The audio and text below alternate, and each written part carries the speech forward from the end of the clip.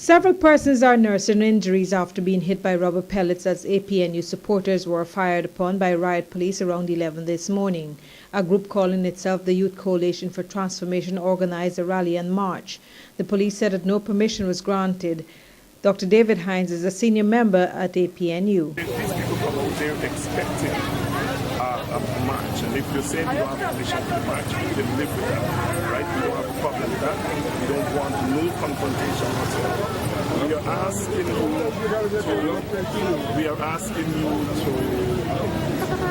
as officers of the law, right, to protect these people.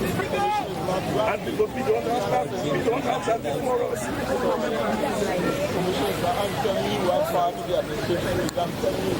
Yes, but we don't have anything.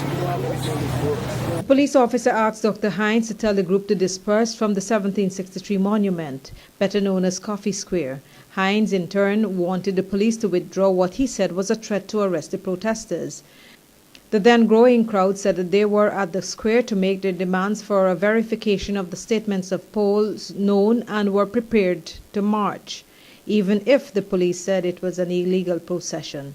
More police reinforcement arrived at the scene as the protesters started off along Brick Dam and made a detour to Hatfield Street, where between NIS and Louisa Row, the police riot squad appeared at the ready. Disperse now and go to your homes.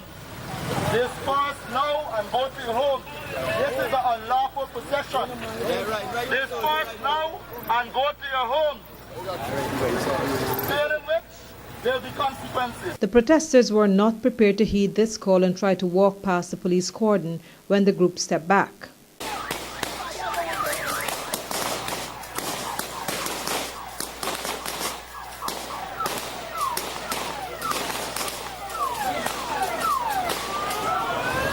Among those shot and arrested were former Brigadier Edward Collins, lawyer James Bond, and former Member of Parliament Joan Bavigans. Dr. Hines and Mike McCormack said that it would seem that any form of protest is not permitted. People exercising the democratic right cannot be illegal.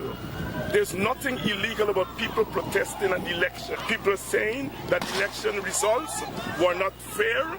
The election results were not in keeping with the will of the people, and they have a right to protest. Now we understand the police are under instructions, and so what we hold those who are in charge of this country right now responsible. The concept of protest has been criminalized for a long time.